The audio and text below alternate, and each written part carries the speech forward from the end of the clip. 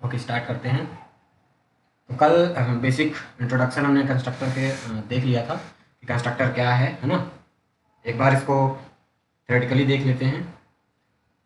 Bye definition, what is the constructor? A special function created by the same name as of the class name which allocate the memory to initialise the object. ठीक है, जो करता क्या है, एक constructor जो special type का function है, ठीक है, जिसका नाम क्लास के नेम जैसा सेम होता है, और इसका जो काम है ये मेमोरी एलोकेट करता है या इनिशियलाइज करता है ऑब्जेक्ट को। ठीक है, ऑब्जेक्ट को मेमोरी एलोकेट करता है, और ओवरऑल अगर कहें तो डेटा मेंबर्स को इनिशियलाइज करने के लिए, बेसिकली इनिशियलाइजेशन के लिए हम कंस्ट्रक्टर का यूज करते हैं। ये चीज़ हमने कल डिस्कस की थी, है ना। Initialise the object with the initial value of the data members. Data members की इनिशियल वैल्यू बाई डिफॉल्ट कुछ वैल्यू सेट करने के लिए, इनिशियलाइज करने के लिए हम इसका यूज करते हैं। ठीक, तो डेफिनेशन क्लियर है, इसमें कोई डाउट तो होना नहीं चाहिए। आगे बढ़ें। हाँ ना, कुछ बोल दिए। अब कैरेक्टरिस्टिक्स ऑफ कंस्ट्रक्टर, उसके क्या क्या कैरेक्टरिस्टिक्स होते हैं, किसी एक कंस्ट्रक्टर को हम बनाएंगे, कंस्ट्रक्टर के क्या क्या प्रॉपर्टीज हैं वो सब थोड़ा सा देखते हैं। Constructor is a special function which initialise the internal data members of the class as few characteristics of constructor as follows. ठीक है, कौन कौन से हैं?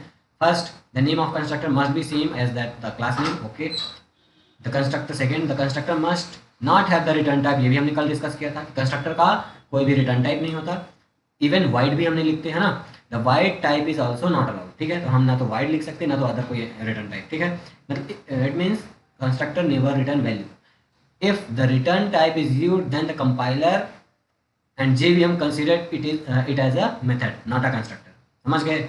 अगर तुमने रिटर्न टाइप मेंशन कर दिया और भले वो नाम तुमने क्लास के नाम जैसा दे दिया, अगर शुरू में रिटर्न टाइप लग गया, मतलब फिर वो कंस्ट्रक्टर नहीं कहलाएगा। कंपाइलर और JVM उसे क्या कंसीडर कर लेगा? मेथड। और मेथड कंसीडर करने का मतलब फिर उसको हमें मैनुअली कॉल करना पड़ेगा, इन्वॉक करने की जरूरत पड़ जाएगी। ठीक है। थर्ड पॉइंट, द कंस्ट्रक्टर मे और may not have the parameter. Okay, तो हमने ये भी कल थोड़ा सा लास्ट टाइम देखा था कि कंस्ट्रक्टर के दो टाइप होते हैं, डिफॉल्ट यानी नॉन पैरामीटराइज जिसमें कोई पैरामीटर पास नहीं करेंगे, और पैरामीटर मतलब उसके अंदर आर्ग्यूमेंट हो भी सकते हैं। तो हमारा जो कंस्ट्रक्टर है उसके अंदर हम पैरेंथेसिस में पैरामीटर हम पास कर भी सकते हैं, नहीं भी, यानी कि वो विथ और विदाउट पैरामीटर कंस्ट्रक्टर हो सकता है। Okay, fourth point, the constructor can not be involve और called like a function. Constructor को हम फंक्शन की तरह इन्वॉक या कॉल नहीं करते, ये ऑटोमेटिक कॉल होता है जब भी हम ऑब्जेक्ट क्रिएट करते हैं। क्लियर? नेक्स्ट पॉइंट वही है, द कंस्ट्रक्टर इज ऑटोमेटिकली इन्वॉक्ड और called by the JVM when the object of the class is created. Okay, तो ये भी क्लियर है। The compiler automatically creates a default constructor. ठीक है, अब इस पॉइंट को थोड़ा सा समझना। The compiler automatically create a default constructor if the user does not define the constructor. मतलब क्या है? मान लो हमने एक सिंपल प्रोग्राम बनाया, हमने कोई कंस्ट्रक्टर नहीं बनाया, तो बैकग्राउंड में कंपाइलर जो है जावा का, वो डिफॉल्ट कंस्ट्रक्टर को कॉल कर देता है और क्रिएट करके, है ना। मतलब भले वो कोड लिखा नहीं है बट इंटरनली हिडन कोड वो ऑटोमेटिक डिफॉल्ट कंस्ट्रक्टर का जावा कंपाइलर क्रिएट कर देता है और उसे इन्वॉक करता है। That's why we can get the default value. Like हम पढ़ते हैं ना कि इंटीजर की डिफॉल्ट वैल्यू 0 है, डबल की 0, ये सब कहाँ से मिल जाता है? तो हम जब कोई भी कंस्ट्रक्टर नहीं बनाते तो कंपाइलर बाय डिफॉल्ट एक बैकग्राउंड में डिफॉल्ट कंस्ट्रक्टर क्रिएट करके रन करता है, और वो कंस्ट्रक्टर क्या करता है, जितने भी डेटा मेंबर्स बने हैं उनको बाय डिफॉल्ट 0 से इनिशियलाइज कर देता है। समझे? क्लियर हुआ ये वाला पॉइंट? Yes sir. हम्म। तो इसीलिए जब भी कोई डेटा मेंबर्स हम बनाते हैं, इंस्टेंस वेरिएबल और प्रिंट करते हैं, तो हमें उनकी डिफॉल्ट वैल्यू मिल जाती है। क्यों मिल जाती है? क्योंकि बैकग्राउंड में एक फंक्शन तो मतलब कंस्ट्रक्टर कॉल हुआ, भले हमने नहीं बनाया, और वो कंस्ट्रक्टर डिफॉल्ट कंस्ट्रक्टर किसने क्रिएट किया? जावा कंपाइलर बैकग्राउंड में, है ना। ऑटोमेटिकली वो क्रिएट कर देता है और रन करता है, जिसकी वजह से हमें इनिशियल वैल्यू उनकी कुछ मिल जाती है। Okay, then last point, constructor, the constructors access modifier is always public. ठीक, तो अब ये ऑलवेज पब्लिक का कॉन्सेप्ट क्या है कि जब भी हम कंस्ट्रक्टर में कोई भी एक्सेस स्पेसिफायर मेंशन नहीं करते, तब कंस्ट्रक्टर का बाय डिफॉल्ट जो है पब्लिक रहता है हमेशा। ठीक है ना। जैसे हमने कल बनाया था, एक क्लास बनी, क्लास ए नाम का बनाया, और मैंने डायरेक्ट यहाँ पे एक कंस्ट्रक्टर बना दिया। यहाँ पे कुछ हमने एक्सेस स्पेसिफायर नहीं लिखा, तो यहाँ पे इंटरनली पब्लिक ही है ये। ठीक है, मैं क्या लिख रहा हूँ? ठीक है, तो बाय डिफॉल्ट जो हमारा कंस्ट्रक्टर है ऑलवेज पब्लिक रहता है। ठीक है, ओके। तो ये थे मेन कैरेक्टरिस्टिक्स ऑफ कंस्ट्रक्टर जो कि हमें हमेशा दिमाग में रखना है। अभी यहाँ तक किसी को कोई डाउट, दिक्कत, कोई प्रॉब्लम? बोलो। नो ज्योति, आयुषी, ज्योति तो नहीं है, खुशनबी। Sir no. आगे बढ़ते हैं। यूज ऑफ कंस्ट्रक्टर भी हमने ऑलरेडी जान लिया कि क्यों यूज करते हैं, डेटा मेंबर्स को इनिशियलाइज करने के लिए, है ना। The main use of constructor to initialise the object with the default initial value, ठीक है। तो कंस्ट्रक्टर के यूज हम ऑब्जेक्ट को इनिशियलाइज करने के लिए करते हैं, initialize the object with the default initial value of the data members, ठीक है। ऑब्जेक्ट इनिशियलाइज होगा विथ डिफॉल्ट इनिशियल वैल्यू, जो भी है स्टार्टिंग वैल्यू डेटा मेंबर्स की उसके साथ में, ठीक है। Main use of constructor is ये जो हाईलाइटेड है, initialize the object with default initial value of his data members, clear. The user can perform any action within the constructor because the construct, देखो अब ये भी हमने कल discuss किया था कि एक कंस्ट्रक्टर के अंदर यूजर कोई भी ऑपरेशन, कोई भी स्टेटमेंट लिख सकता है, ऑपरेशन परफॉर्म कर सकता है, चलेगा, मैंने कल बताया था ना। बट जो मेन मोटिव जो है इसका, वो इनिशियलाइजेशन का है कि हमें इनिशियलाइज करना ऑब्जेक्ट को with default value initial value with the data member, है ना, डेटा मेंबर्स को इनिशियलाइज करने के लिए जो मेन मोटिव है इनिशियलाइजेशन का ही है इसका। बट उसके अलावा तुम कुछ भी करोगे चलेगा। कल हमने प्रिंटलन का एक स्टेटमेंट भी लिखा था कंस्ट्रक्टर के अंदर, याद है ना। तो द यूजर, हाँ, the user can perform any action within the constructor because the constructor is the first method that is called और इन्वॉल्व और executed at the run time by Java compiler. सबसे पहला यही involve, अगर constructor हमारे programme में available है तो सबसे पहले हमारा कंस्ट्रक्टर ही कॉल होगा, है ना, उसके बाद हमारे मेथड कॉल होंगे, ठीक है। अब टाइप्स ऑफ कंस्ट्रक्टर की बात करते हैं। तो ये भी मैंने कल तुम्हें 3 टाइप बताए थे, है ना, और उसमें से मैंने एक को बोला था कि वो जावा सपोर्ट नहीं करता। तो बेसिकली कंस्ट्रक्टर के 3 टाइप्स ही हैं। पहला तो डिफॉल्ट कंस्ट्रक्टर, जिसे हम नॉन पैरामीटराइज कंस्ट्रक्टर बोलेंगे, तुम्हारे लिस्ट में सामने है। दूसरा पैरामीटराइज कंस्ट्रक्टर, ठीक है, जिसमें पैरामीटर होंगे। और थर्ड हमारा होता है कॉपी कंस्ट्रक्टर, जो कि एक ऑब्जेक्ट को दूसरे ऑब्जेक्ट में कॉपी करने के लिए उस कंस्ट्रक्टर का यूज करते हैं, ठीक है। But copy constructor Java support नहीं करता, इसलिए यहाँ पे केवल तुम्हें 2 टाइप दिखते हैं। कौन कौन से? डिफॉल्ट कंस्ट्रक्टर, जिसे हम नॉन पैरामीटर कंस्ट्रक्टर कहते हैं, और पैरामीटराइज। क्लियर है इतना? तो बेसिकली तुम्हारे इस नए सिलेबस के अकॉर्डिंग, जावा के अकॉर्डिंग अपने पास 2 टाइप हैं। बट ओवरऑल अगर कंस्ट्रक्टर की बात करें तो 3 टाइप्स होते हैं। बट इन जनरल जावा में 2 टाइप ही हैं जो जावा सपोर्ट करता है। क्लियर? तो पहला भी डिफॉल्ट कंस्ट्रक्टर या नॉन पैरामीटराइज्ड कंस्ट्रक्टर की बात कर लेते हैं। The use of the class name as the function without parameter within the parenthesis is known as default constructor, ठीक है। क्लास के नेम के जैसा एक function without any parameter within the parenthesis, यानी पैरेंथेसिस के अंदर कोई भी वैल्यू, कोई भी आर्गुमेंट, कोई भी वेरिएबल्स ना डिक्लेयर करें, तो इस तरह के फंक्शन या कंस्ट्रक्टर को डिफॉल्ट कंस्ट्रक्टर या नॉन पैरामीटराइज्ड कंस्ट्रक्टर बोलते हैं। यहाँ पे अगर तुम एग्जांपल देखो तो अगर क्लास का नाम जो है रिजल्ट है, क्लास है रिजल्ट नाम की, तो इसके अंदर जो कंस्ट्रक्टर होगा रिजल्ट नाम का ही होगा। तो ठीक है, यहाँ पे अंदर आया और यहाँ पे 2 वेरिएबल बनाया, data members, int roll double percentage, और यहाँ पे एक रिजल्ट नाम का कंस्ट्रक्टर बना। बट इसका जो पैरेंथेसिस है, विद इन द पैरेंथेसिस कुछ यहाँ पे अंदर वेरिएबल्स वगैरह डिक्लेयर किए, कोई पैरामीटर यहाँ पे है क्या? नहीं। मतलब इस टाइप का जिसके अंदर कोई भी पैरामीटर हमने नहीं डिक्लेयर किया, नहीं पास किया, इस टाइप का कंस्ट्रक्टर जो हमारा, ये हमारा डिफॉल्ट कंस्ट्रक्टर है, ठीक है। और इसके अंदर हमने क्या किया, इनिशियल वैल्यू रोल नंबर में 0% में कुछ ऐसी वैल्यू स्टोर कर रहे हैं, ठीक है। तो no data type is used here because this is the constructor, ठीक है। This is the constructor body, ठीक है, ये कंस्ट्रक्टर की बॉडी है। और यहाँ पे 2 एरो हैं, इनको पढ़ो। Class name result is used as a function name with empty brackets means default और नॉन पैरामीटराइज्ड कंस्ट्रक्टर। तो अभी उम्मीद करता हूँ कि डिफॉल्ट कंस्ट्रक्टर का मतलब तो समझ गए होंगे और ये तुम लोगों से बन जाएगा, हाँ या ना? यस। बाकी लोग? अब बात करते हैं पैरामीटराइज्ड कंस्ट्रक्टर की। तो ऐसा कंस्ट्रक्टर, ठीक है, the use of the class name as a function with 1 और more than 1 parameters within the parenthesis is known as parameterized constructor. तो अब यहाँ पे एक ऐसा कंस्ट्रक्टर जो क्लास के नाम जैसा जो भी फंक्शन बनाएगा कंस्ट्रक्टर, ठीक है, तो ऐसा कंस्ट्रक्टर जिसके विद इन द पैरेंथेसिस हम कुछ पैरामीटर बनाएंगे, पास करेंगे। वो 1, 2, 3 नंबर ऑफ पैरामीटर कुछ भी हो सकता है जरूरत के हिसाब से, है ना। तो इस तरह का फंक्शन जिसके अंदर फंक्शन बोलते हैं, पैरा कंस्ट्रक्टर जिसके अंदर पैरेंथेसिस में हम कोई पैरामीटर पास करें तो पैरामीटराइज्ड कंस्ट्रक्टर कहलाता है, ठीक है। और यहाँ पे अगर एग्जांपल देखो, ठीक है, ओके, थोड़ा सा और डिस्क्रिप्शन पढ़ते हैं। The purpose of parameterised constructor is used to assign the user defined value. जैसे यहाँ पे क्या करते हैं, डिफॉल्ट कंस्ट्रक्टर में कुछ डिफॉल्ट वैल्यू हम स्टैटिक वैल्यू यहाँ पे पास कर देंगे, वही स्टोर होगा। लेकिन मैं चाहता हूँ कि इसमें कुछ वैल्यू ऐसी आए जो यूजर पास करे, रोल नंबर में वो नंबर आ जो यूजर पास करे, तो आर्ग्यूमेंट यहाँ पे हम पास कर लेंगे, वो रिसीव करेगा, वही वैल्यू फिर हम रोल नंबर पे ऐसे स्टोर कर देंगे। तो यूजर डिफाइंड कोई वैल्यू अगर हम यूजर से लेना चाहते हैं, ठीक है। The purpose of parameterised constructor is to assign the user defined value to the instance variable through the object और instance of the class when created. मतलब जब भी हम ऑब्जेक्ट बनाएं तो यूजर अपनी चॉइस की वैल्यू इंस्टेंस वेरिएबल को इनिशियलाइज कर पाए अपनी चॉइस की वैल्यू से, तो उस केस में हम पैरामीटराइज्ड कंस्ट्रक्टर का यूज करते हैं। अब यहाँ पे एग्जांपल देखो, क्लास रिजल्ट, ठीक है, इंट रोल डबल परसेंटेज, ये हो गया। अब यहाँ पे एक पैरामीटराइज्ड कंस्ट्रक्टर बनाया गया है रिजल्ट, और इसके अंदर विद इन द पैरेंथेसिस दो आर्गुमेंट पास किए गए, int R comma double P. अब आर की जो वैल्यू होगी वो रोल में स्टोर हो जाएगा और पी की जो वैल्यू होगी परसेंटेज में। तो इस तरीके से जो वैल्यू ये रिसीव करेंगे, रिसीव कब होगी वैल्यू, जब हम ऑब्जेक्ट क्रिएट करेंगे, ठीक है, जब हम ऑब्जेक्ट क्रिएट करेंगे तो यहाँ पे ऑब्जेक्ट क्रिएशन टाइम पे मैंने कल एक बताया था कंस्ट्रक्टर कॉलिंग का एक पार्ट होता है, और वहाँ पे हम एक्चुअल वैल्यू पास करते हैं।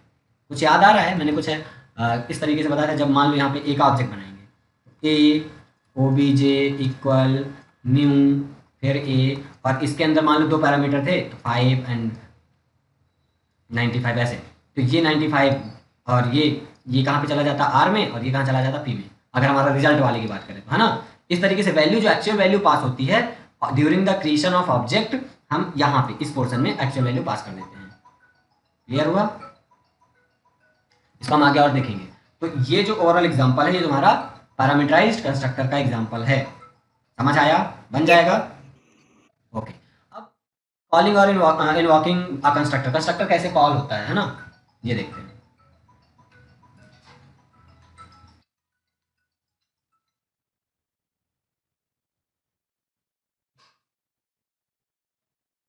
तो a constructor is invoked or called or executed when the object of the class is created। ये सबको क्लियर है, ठीक है। तो अब यहाँ पे एग्जांपल में सीधा आके देखो, मान लो अगर रिजल्ट नाम की क्लास थी, तो हम रिजल्ट का ऑब्जेक्ट कुछ ऐसा बनाएंगे, देखो result OBJ equal new result. अब इनको एक एक करके समझते हैं। Result, this is the name of the class, okay. OBJ, this is the reference variable और इंस्टेंस सॉरी हाँ रेफरेंस वेरिएबल है, ठीक है, या ऑब्जेक्ट का नेम हम जिसे हम जनरली बोल देते हैं, बट ये एक वेरिएबल है रिजल्ट टाइप का। This is a variable known as object और इंस्टेंस ऑफ द क्लास, ठीक है। After executing the object creation statement, the object will store the value as, यहाँ पे ये जैसे ये क्रिएशन पूरा कंप्लीट होगा तो ऑब्जेक्ट के अंदर क्या क्या स्टोर हो जाएगा, इसमें रोल नंबर की वैल्यू 0 और परसेंटेज की वैल्यू 89, डिफॉल्ट कंस्ट्रक्टर के केस में, जो हमने वहाँ प्रोग्राम में यहाँ पे देखो ना 89.5, ये तो ये स्टोर हो जाएगा उस ऑब्जेक्ट के अंदर इन दो वेरिएबल्स में, है ना, जो कि डेटा मेंबर्स थे, ठीक है। इक्वल लगाया और यहाँ पे न्यू, न्यू क्या है, ये एक ऑपरेटर है, new is a operator, it allocates a memory to the object, object में मेमोरी एलोकेट करता है, ये ऑब्जेक्ट को मेमोरी एलोकेट करता है, ठीक है, मेमोरी में जगह देता है बेसिकली ऑब्जेक्ट को, जाओ भैया यहाँ पे तुम्हें जगह मिल गई, बैठ जाओ। एंड लास्ट रिजल्ट और पैरेंथेसिस सेमीकोलन। तो ये जो पार्ट है, दिस पार्ट इन्वोक और कॉल और एग्जीक्यूट द डिफॉल्ट और नॉन पैरामीटराइज्ड कंस्ट्रक्टर। हाँ, डिफॉल्ट कंस्ट्रक्टर को ही ये कॉल करेगा ना, क्योंकि इसके अंदर तो कोई वैल्यू पास नहीं की आर्गुमेंट, एक्चुअल आर्गुमेंट। बट अगर यही ऐसे सेकेंड एग्जांपल देखो, result OBJ equal new result, और यहाँ पे कुछ वैल्यू पास की हुई है ना, 11231 89.5 ये, तो अब यहाँ पे ये जो कंस्ट्रक्टर है, ये कंस्ट्रक्टर कॉल, कौन सा कंस्ट्रक्टर यहाँ पे कॉल करेगा, ये पैरामीटराइज्ड वाले कंस्ट्रक्टर, ठीक है। तो अगर पैरामीटराइज्ड कंस्ट्रक्टर है तो ऑब्जेक्ट जब बनाओगे तो during the creation of object तुम्हें वैल्यू पास करनी होगी, और अगर डिफॉल्ट कंस्ट्रक्टर है तो तुम नॉर्मली ऐसे कर सकते हो। बन जाएगा? Ma'am, yes sir. अरे ma'am, sorry sir.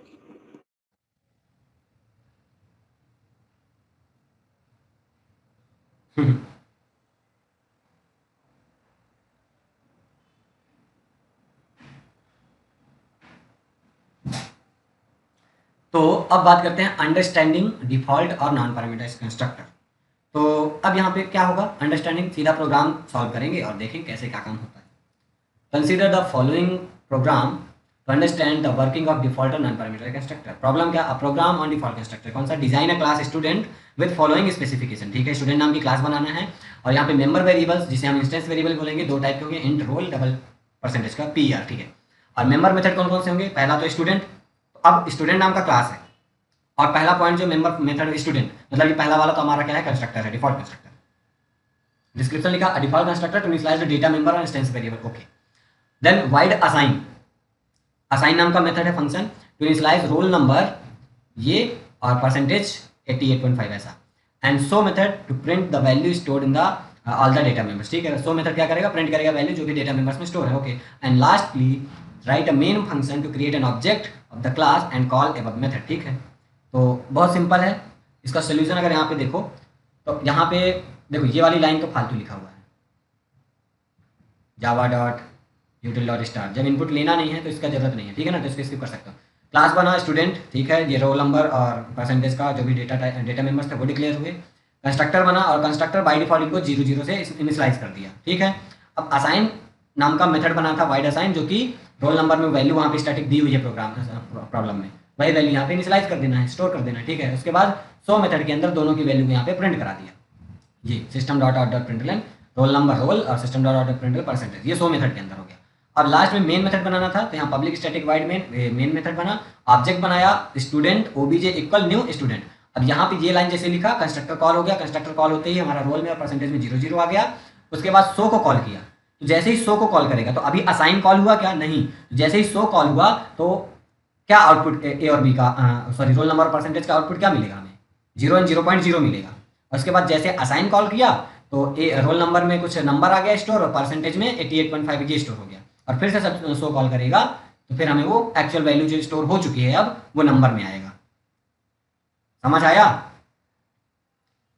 First so जब चलेगा आउटपुट 0 मिलेगा, रीजन क्योंकि after the calling just calling the constructor, यहाँ पे हम डायरेक्ट उसके जस्ट बाद सो को कॉल कर रहे हैं।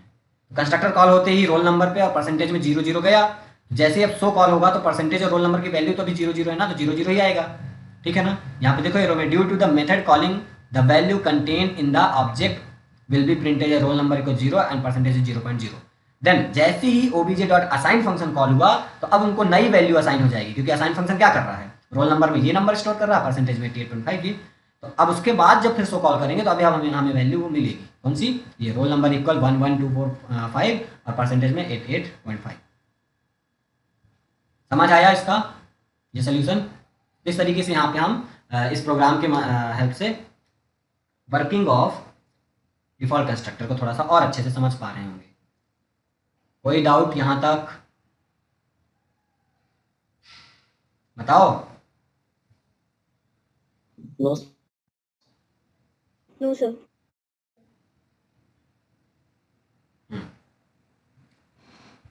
अब understanding the parameterized constructor, parameterized constructor के बारे में भी थोड़ा सा देख लेते हैं with the help of program. तो यहाँ पे भी सेम स्टूडेंट नाम का क्लास बनाना है और मेंबर वही है रोल नंबर परसेंटेज और स्टूडेंट।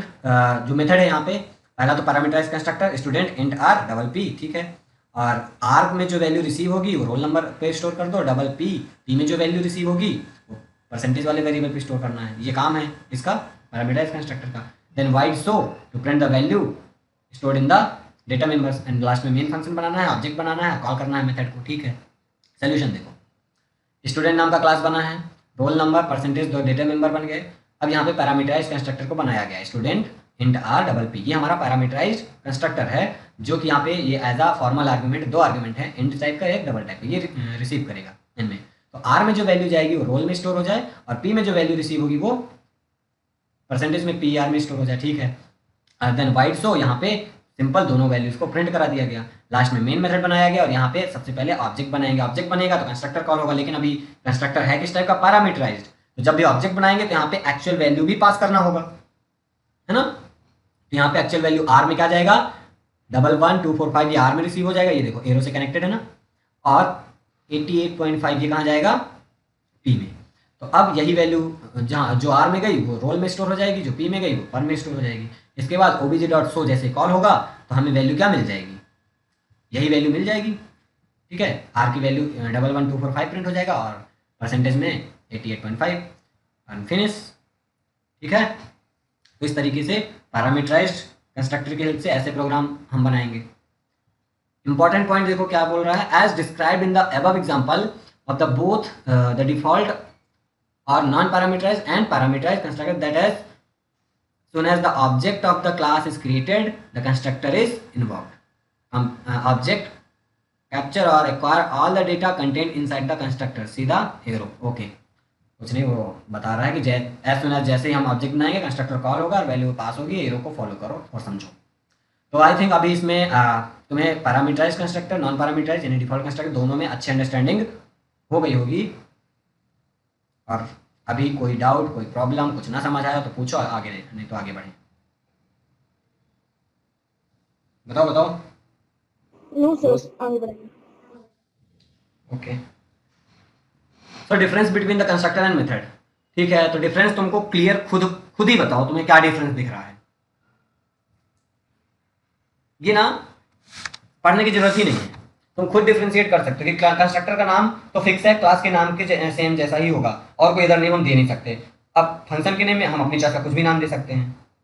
कंस्ट्रक्टर का कोई रिटर्न टाइप नहीं होता, इवन वाइड भी नहीं, बट फंक्शन में तो ये होगा ही होगा। कंस्ट्रक्टर को कॉल करने की जरूरत नहीं पड़ती, मेथड को कॉल करना पड़ता है ना। कंस्ट्रक्टर का यूज इनिशियलाइज करने के लिए, डेटा मेंबर्स को इनिशियलाइज करने के लिए होता है ना। थर्ड पॉइंट देखो ये लिखा है, it is initialise the data members of the class, but function में it contain the initialisation as well as the statement. मतलब मेथड के अंदर तो हम कुछ भी कर सकते हैं, वो इनिशियलाइजेशन भी कर सकता है, वो स्टेटमेंट ऑपरेशन भी परफॉर्म करने के लिए भी यूज होता है, एनी टास्क परफॉर्म करने के लिए, है ना। तो ये बेसिक डिफरेंस है, वो जो एकदम क्लियर दिख रहा है, तो डिफरेंस डिफरेंस बन जाएगा, है ना। आगे बढ़ें, बोलो बोलो। Yes sir. हम्म, तो अब जिस तरीके से हमने मेथड ओवरलोडिंग, है ना, पढ़ा था, फंक्शन ओवरलोडिंग या मेथड ओवरलोडिंग, पॉलीमॉर्फिज्म का कॉन्सेप्ट हमने अभी कितने सारे प्रोग्राम ओवरलोडिंग के बनाए थे, है ना। ठीक वैसे ही कंस्ट्रक्टर ओवरलोडिंग भी होता है, सेम एज इट इज। बस यहाँ पे किसको ओवरलोड करना, मेथड की जगह कंस्ट्रक्टर को। तो अब यहाँ पे सेम नाम का कंस्ट्रक्टर डिफरेंट फॉर्म में अवेलेबल हो, multiple of constructor, constructor overloading. देखो definition, the presence of more than one constructor within the class. एक सिंगल क्लास के अंदर एक से ज्यादा कंस्ट्रक्टर का प्रेजेंस होना, कंस्ट्रक्टर ओवरलोडिंग, है ना। अब कंपाइलर डिफरेंशिएट कैसे करेगा, तो जैसे फंक्शन में डिफरेंशिएट करता था उसके नंबर ऑफ आर्ग्यूमेंट से, क्योंकि इसमें रिटर्न टाइप तो कुछ है नहीं, तो इसमें नंबर ऑफ आर्ग्यूमेंट से कंपाइलर डिफरेंशिएट करेगा, और कंस्ट्रक्टर का फॉर्म भी इसी से चेंज होगा, फॉर्म, है ना, यहाँ डिफरेंट फॉर्म में अवेलेबल होना। तो अब यहाँ पे एग्जाम्पल देखो, देखो differentiate by the number of argument of the data type और डेटा टाइप। ठीक है, तो नंबर ऑफ आर्गुमेंट और उस आर्गुमेंट के जो वेरिएबल के डेटा टाइप है उनसे डिफरेंशिएट कर पाएगा कंपाइलर कि कौन सा कंस्ट्रक्टर को कॉल करना है। ठीक, अब यहाँ पे कुछ point, remember that the default और non parameterised constructor can not be overloaded. Remember that the default और non parameterised constructor can not be overloaded. क्या समझ आ रहा है कि अब तुम डिफॉल्ट कंस्ट्रक्टर यानी कि जो जिसमें पैरामीटर हम पास नहीं करते, अब उसको ही दोबारा से ओवरलोड करना चाहो तो वो पॉसिबल नहीं है। क्यों? क्योंकि अगर एक एक डिफॉल्ट कंस्ट्रक्टर बनाया और दूसरा फिर डिफॉल्ट कंस्ट्रक्टर बना दिया तो कंपाइलर डिफरेंशिएट कैसे कर पाएगा कि कौन सा कंस्ट्रक्टर कॉल करना है? यस और नो? सही बात है ना? Yes sir. क्योंकि वो तो फिर एकदम सेम एज इट इज बन गया ना सिग्नेचर, वो फिर ओवरलोड कैसे होगा? होगा ही नहीं, एरर आ जाएगी। तो डिफॉल्ट कंस्ट्रक्टर को ओवरलोड करना पॉसिबल नहीं है। हम ओवरलोड करेंगे तो फॉर्म तो चेंज होगा, एक डिफॉल्ट कंस्ट्रक्टर हो जाएगा, दूसरा पैरामीटराइज्ड हो जाएगा, बट कंस्ट्रक्टर का नेम तो सेम है वहां पे, और दो कंस्ट्रक्टर अवेलेबल है, दो से ज्यादा भी हो सकते हैं, तो उस केस में हमारा ओवरलोडिंग पॉसिबल है। यहाँ पे एग्जांपल देखो, स्टूडेंट नाम की क्लास बनी है, रोल नंबर परसेंटेज सेम वही चीजें। अब यहाँ पे एक कंस्ट्रक्टर बना जो कि डिफॉल्ट कंस्ट्रक्टर है, ठीक है, रोल नंबर में कुछ वैल्यू स्टोर कर रहा है, और दूसरा कंस्ट्रक्टर बना स्टूडेंट नाम का जो कि पैरामीटराइज्ड कंस्ट्रक्टर है, जो कि डबल पी टाइप की वैल्यू कुछ रिसीव करेगा और उसे परसेंटेज में स्टोर कर रहा है। तो यहाँ पे एक सिंगल स्टूडेंट क्लास के अंदर दो कंस्ट्रक्टर विद डिफरेंट फॉर्म में अवेलेबल है। तो यहाँ पे ये जो पूरा कॉन्सेप्ट है, ये प्रोग्राम में हम यहाँ पे कंस्ट्रक्टर को क्या कर रहे हैं? ओवरलोड कर रहे हैं। एरो एरो को थोड़ा सा देखो और पढ़ो। द कंट्रोल कम्स हेयर, अच्छा जब हम कॉल करेंगे यहाँ पे, ठीक है, यहाँ पे देखो एक ऑब्जेक्ट बना, ठीक है, आगे हम बढ़ते हैं। ये कंस्ट्रक्टर का पार्ट हो गया, सो मेथड जो कि दोनों वेरिएबल्स को प्रिंट कराएगा, ठीक है। मेन मेथड में आए, अब यहाँ पे पहला ऑब्जेक्ट बना ओबीजे इक्वल न्यू स्टूडेंट, ये क्या करेगा?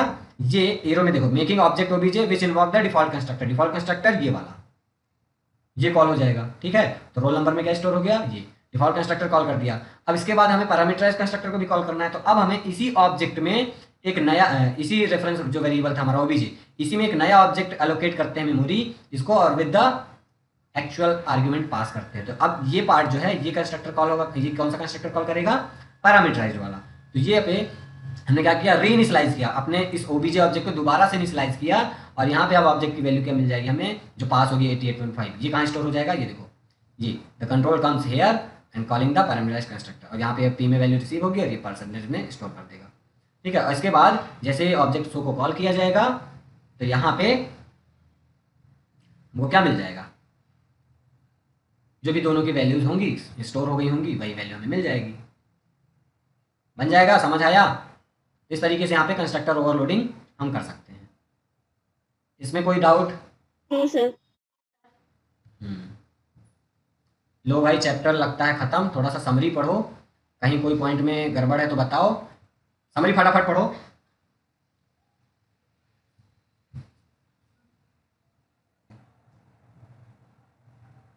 ठीक है, उसी हम अनसॉल्व कल से करेंगे। और रिवीजन कर लेना, जो भी कहीं पे डाउट हो तो पूछ लेना, ठीक है।